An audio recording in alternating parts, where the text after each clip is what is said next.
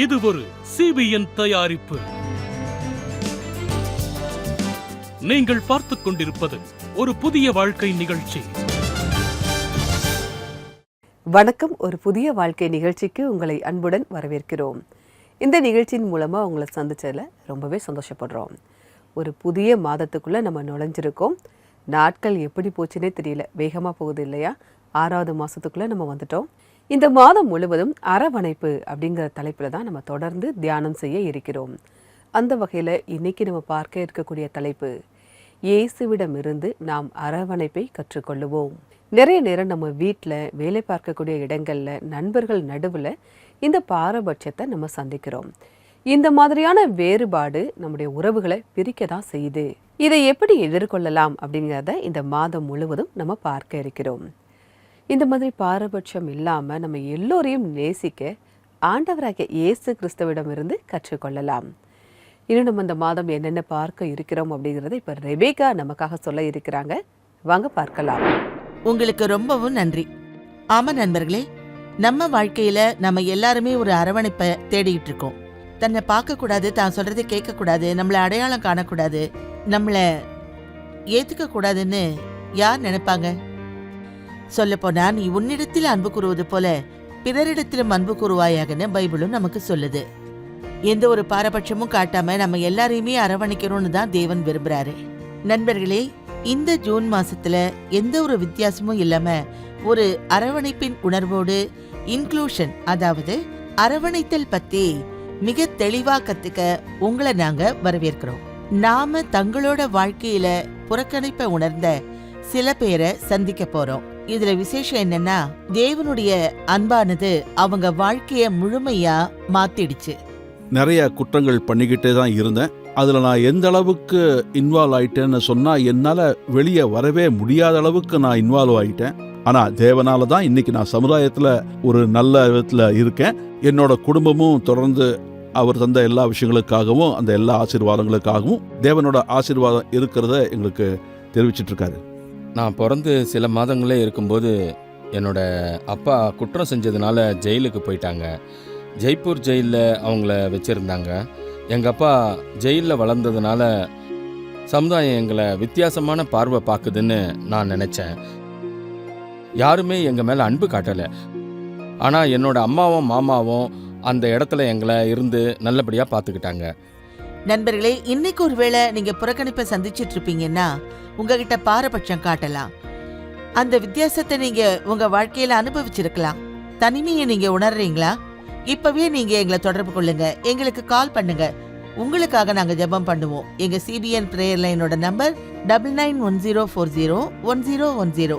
உங்க கூட சேர்ந்து உங்களுக்காக ஸ்பெஷலா ஜெபம் பண்றது எங்களுக்கு ரொம்ப சந்தோஷமான விஷயமாகும். அது மூலமா பாரபட்சத்துல அந்த கோடு கசப்பு அழிஞ்சு அரவணைப்பான உணர்வை நீங்க உணரலாம். நண்பர்களே, இந்த மாசம் முழுவதும் தேவனோட பார்வையில நம்ம வெளியேற பெற்றவங்கன்னு கத்துக்கலாம். தேவன் தான் நம்மளை படைச்சாரு, அவர் தான் நம்மளை உருவாக்குனாரு, தன்னோட சாயல்ல அவர் நம்மளை படைச்சிருக்காரு. அதனால நம்ம யார்கிட்டையும் பாரபட்சம் காட்டக்கூடாது. தேவனோட அன்பால ஒருத்தர் இன்னொருத்தரை நேசிக்கணும். அதனால நண்பர்களே, இந்த அரவணைத்தல் சீரியஸ்ல இந்த முழு மாசமும் நீங்க எங்க கூட இணைஞ்சிருங்க. நான் உங்களை சந்திச்சு ஒரு புதிய வாழ்க்கை நிகழ்ச்சியை மறுபடியும் தொடர்றேன். நன்றி ரெபேக்கா. நம்ம வாழ்க்கையில் இந்த பாரபட்சத்தை நம்ம எப்படி அகற்றலாம் அப்படிங்கிறத நீங்கள் ரொம்ப அழகாக சொன்னீங்க. வேறுபாடு எனும் கோட்டை இயேசு கிறிஸ்துவின் நாமத்தினால நம்ம அழிக்கலாம் அப்படிங்கிறத பார்த்தோம். இப்போது வருவது ஒரு சிறிய இடைவேளை. இடைவேளைக்கு பிறகு தேவனுடைய அன்பு நம்ம வாழ்க்கையில் இருக்கக்கூடிய பாரபட்சத்தை எப்படி அழிக்கிறது அப்படிங்கிறத பார்க்கலாம்.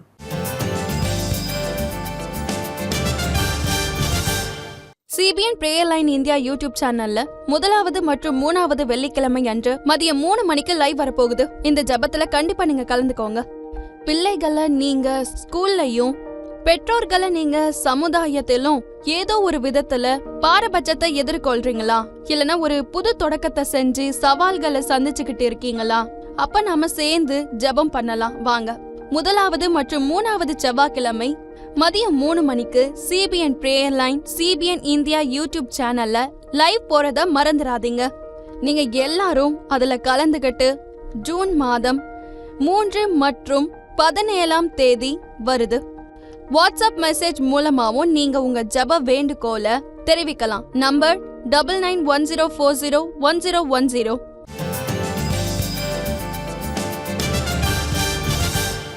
வெல்கம் பேக் டு ஒரு புதிய வாழ்க்கை. அரவணைத்தல் அப்படிங்கிற தலைப்பை பார்த்துக்கிட்டு இருக்கோம். பொதுவாகவே உங்களுடைய தோற்றத்தை வச்சு, உங்களுடைய பொருளாதாரத்தை வச்சு, உங்களுடைய படிப்பை வச்சு, உங்கள் சொத்தை வச்சு, இப்படி பல காரணங்களுக்காக நீங்கள் பாரபட்சத்தை சந்திச்சிருக்கலாம். ஆனால் அரவணைத்தல் அப்படிங்கிறது எல்லாரையுமே சமமாக நம்ம நேசிக்கணும் அப்படிங்கிறது தான்.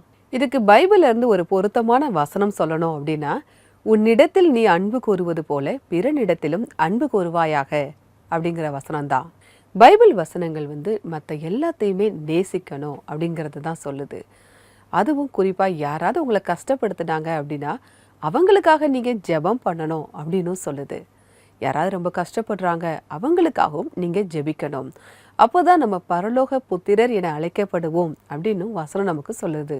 அதனால தான் இந்த மாதம் முழுவதும் பாரபட்சம் காட்டப்பட்ட நபர்கள், பாரபட்சம் காட்டின நபர்களை நம்ம நேரில் சந்திச்சு அவங்களுடைய அனுபவங்களை நம்ம தெரிஞ்சுக்க போகிறோம். இப்போ ஒரு சாட்சியை நம்ம பார்க்க போகிறோம். ஷேரன் அவங்கள தான் நம்ம சந்திக்க போகிறோம். இவங்க பாரபட்சத்தை சந்திச்சிருக்காங்க.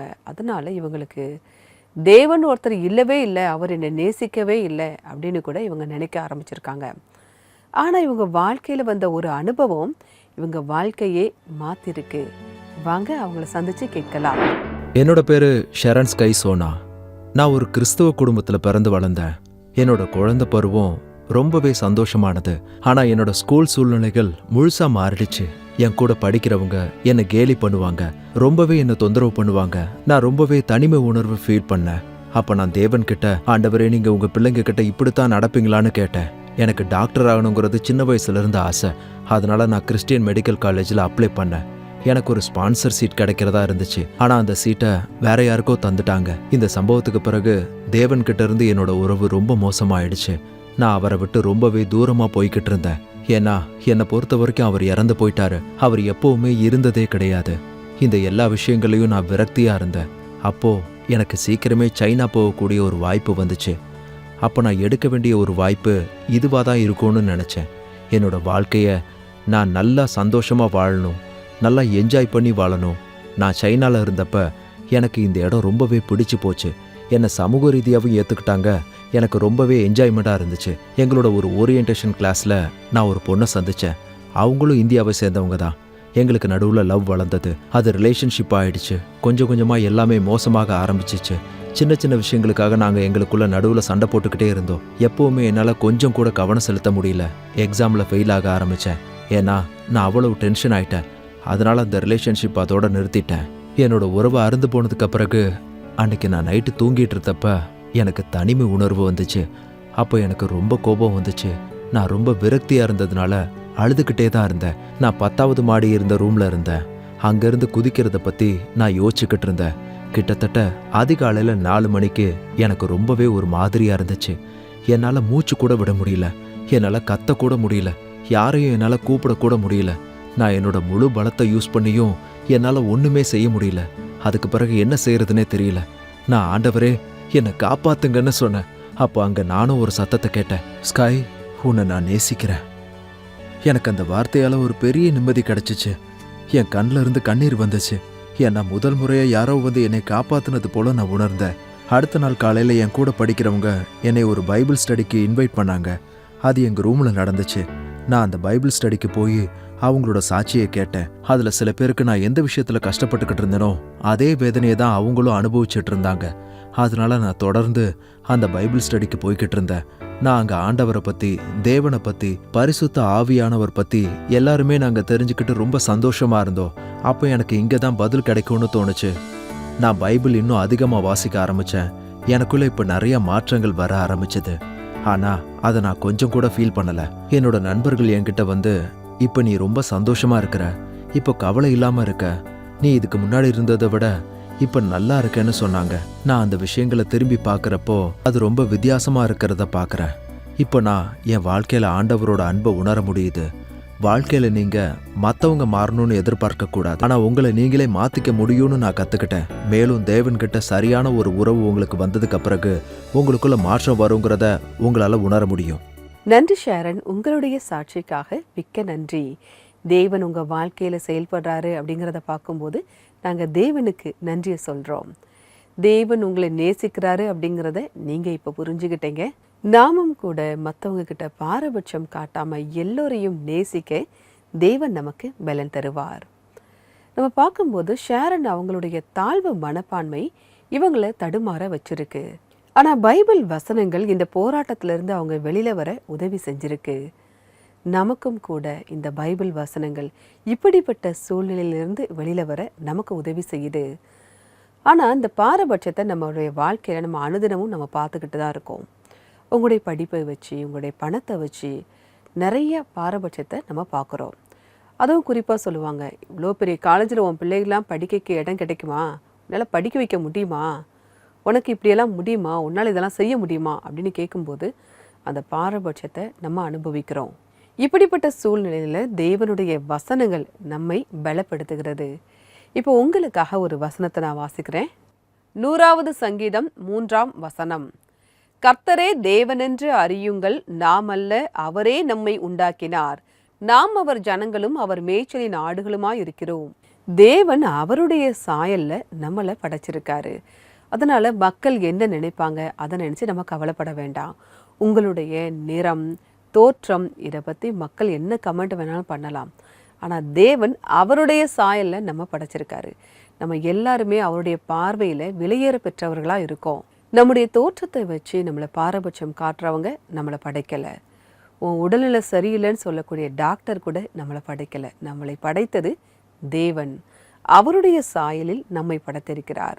அப்போ அவருடைய குணத்தோடையே நம்ம வளரணும். தேவனுடைய அன்பை நம்ம புரிந்து கொண்டால்தான் நம்ம இப்படி வளர முடியும். அந்த அன்பை பெறுவதற்கு ஜெபம் அவசியம். ஜெபம் எல்லாவற்றையும் மாற்றக்கூடிய வல்லமை ஜெபத்துக்கு இருக்கு.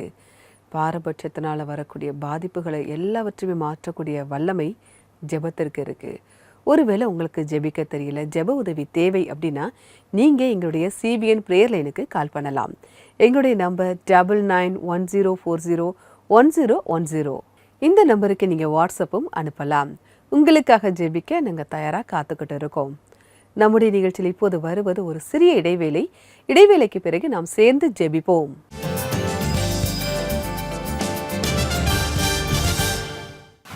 உங்களுடைய தாய்மொழியில் தேவனுடைய வார்த்தைகளை கேளுங்கள். CBN இந்தியா யூடியூப் சேனலில் உங்களுக்காக வல்லமையான பிரசங்கங்கள், அழகான பாடல்கள், வல்லமை உள்ள சாட்சிகளை கொண்டு வருகிறது. இப்பொழுது உங்களுடைய தாய்மொழியில் இந்திய மாநில மொழிகளில் ஹிந்தி, பஞ்சாபி, லடாக்கி, குஜராத்தி, தமிழ், மலையாளம் மற்றும் இன்னும் பல மொழிகளில். இந்தியாவின் அருகில் இருக்கும் நாடுகளின் மொழிகளில் சிங்கள மொழி மற்றும் நேபாள மொழியில். எங்களுடைய ரீஜனல் பிளேலிஸ்ட் உங்கள் மனதை தொடும் விஷயங்களால் நிறைந்திருக்கிறது. இது உங்களை ஊக்குவிக்கிற விஷயங்களை பார்ப்பதற்கும், பைபிள் வசனங்களை உங்களுக்கு கற்றுத் தருவதற்கும், மேலும் உங்களுக்கு நம்பிக்கையை தருவதற்குமான ஒரு வாய்ப்பாகும். இவையெல்லாம் உங்களுடைய தாய்மொழியில் ஒரு கிளிக் செய்தாலே போதும். இன்றைய CBN இந்தியா யூடியூப் சேனலை சப்ஸ்கிரைப் பண்ணுங்கள். உங்களுடைய மனதில் நேரடியாக பேசும் நிகழ்ச்சிகளை நீங்கள் பார்த்து ரசியுங்கள்.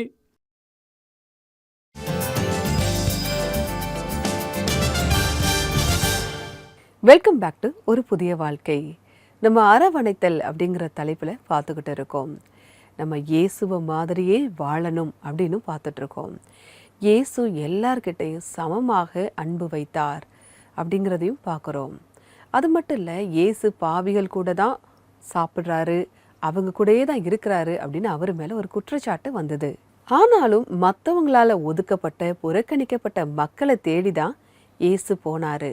அவங்களையும் அவர் குணமாக்கினார். அவர்களுக்காகவே இந்த பூமியில் நான் வந்தேன் அப்படின்னு கூட அவர் சொன்னார். ஒருவேளை நீங்கள் இப்படிப்பட்ட ஒரு பாரபட்சத்தை அனுபவிச்சுட்டு இருக்கீங்களா? நிச்சயமாகவே ஆண்டவராகிய இயேசு கிறிஸ்து உங்களுக்காக தான் உதவி செய்ய வந்திருக்கிறார். எனக்கு ஏன் இப்படி நடக்குது அப்படின்னு கேட்குறீங்களா? நீங்கள் அவருடைய அன்பை புரிந்து கொள்வதற்காகத்தான் இப்படிப்பட்ட பாரபட்சங்கள் வந்திருக்கலாம். ஆண்டவராகிய இயேசு கிறிஸ்து தனித்து விடப்பட்டவர்களுக்காக, ஒடுக்கப்பட்டவர்களுக்காக அரவணைப்பதற்காகவே வந்தார். அப்படிப்பட்ட இயேசுவிடம் இப்போ நான் ஜெபிக்க போகிறேன், நீங்கள் என் கூட சேர்ந்து ஜெபிக்கலாம். அன்பின் பரலோக பிதாவை, இந்த நேரத்திற்காக நன்றியோடு உம்மை துதிக்கிறோம் அப்பா. நீங்கள் எங்கள் எல்லாரையும் சமமாக நேசிப்பதற்காக நன்றி ஆண்டவரே.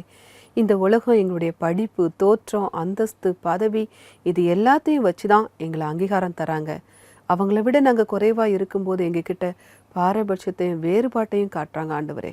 ஆனால் நீங்கள் எங்ககிட்ட பாரபட்சமாக எந்த வேறுபாடும் காட்டாமல் இருக்கிறதற்காக நன்றி கர்த்தாவே. உங்கள் அன்பிற்காக நன்றி ஆண்டவரே. இப்படி பாரபட்சம் காட்டுறதுனால வேதனையோடு மனச்சோர்வோடு இருக்கிறவங்களுக்காக இப்போ நாங்கள் ஜெபிக்கிறோம். நீங்கள் தான் எங்களை படைச்சிருக்கீங்க ஆண்டவரே. நீங்கள் தான் எங்ககிட்ட எந்த ஒரு பாரபட்சமும் காட்டுறது கிடையாது. எல்லார் மாதிரியும் அவங்களையும் நீங்கள் சமமாக நேசிக்கிறீங்க அப்படிங்கிறத புரிஞ்சிக்க, உங்கள் அன்பை தெரிஞ்சிக்க நீங்கள் கிருபை தாங்க அப்பா. இப்போ அந்த காயத்தோடு வேதனையோடு இருக்கிறத நீங்கள் சரி பண்ணுங்க ஆண்டவரே. மற்றவங்க கிட்ட பாரபட்சம் வேறுபாடு காட்டாமல் நடக்க நீங்கள் உதவுங்க ஆண்டவரே. அப்பா, நீங்கள் எங்களை நேசிக்கிற மாதிரி நாங்களும் மற்றவங்களை நேசிக்க எங்களுக்கு நீங்கள் உதவி செய்யுங்கப்பா. மற்றவங்களுடைய தோற்றத்தை வச்சோ அந்தஸ்தை வச்சோ அவங்கள நாங்கள் கேலி பண்ணவோ ஒதுக்கவோ கூடாதப்பா. உங்கள் கிருபை, உங்கள் வல்லமை எங்களுக்கு தாங்க ஆண்டவரே. நீங்கள் நேசிக்கிற மாதிரியே நாங்களும் மற்றவங்களை நேசிக்க எங்களுக்கு உதவி செய்யுங்க. மற்றவங்கள சமமாக பார்க்க நீங்கள் எங்களுக்கு உதவி செய்யுங்க. இயேசு கிறிஸ்துவின் நாமத்தின் மூலம் ஜெபிக்கிறோம் பிதாவே. ஆமேன், ஆமேன். இப்போ நம்மக்கிட்ட எந்த பாரபட்சமும் இல்லை. நீங்களும் மற்றவங்க கிட்ட எந்த பாரபட்சமும் பார்க்காதீங்க. இன்றைக்கான பிரேயர் டிப் என்ன அப்படிங்கிறத பார்க்கலாம்.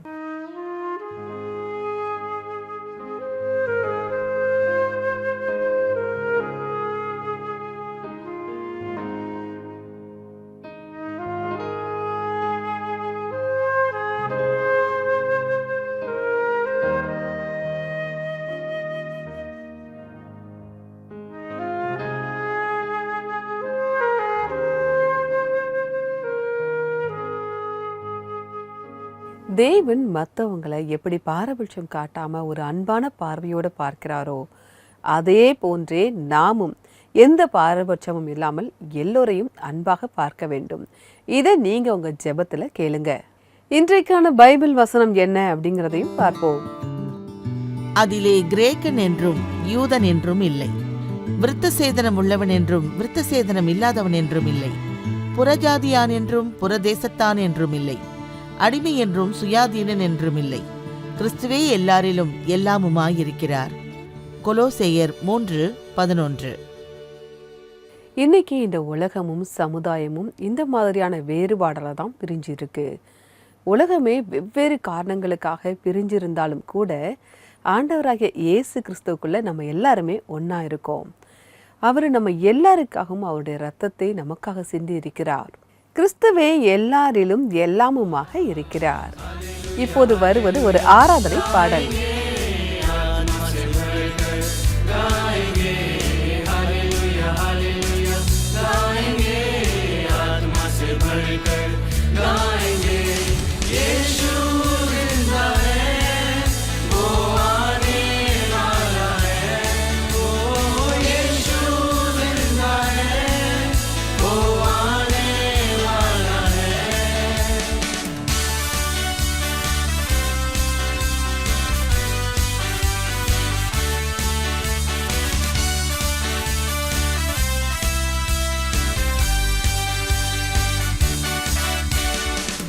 करने वाले प्रभु यीशु को कोटि कोटि धन्यवाद। छुटकारा देने वाले प्रभु यीशु को जीवन भर धन्यवाद। चंगा करने वाले प्रभु यीशु को कोटि कोटि धन्यवाद। छुटकारा देने वाले प्रभु यीशु को जीवन भर धन्यवाद। हालेलुया हालेलुया गाएंगे आत्मा से भरकर गाएंगे। हालेलुया हालेलुया गाएंगे आत्मा से भरकर गाएंगे।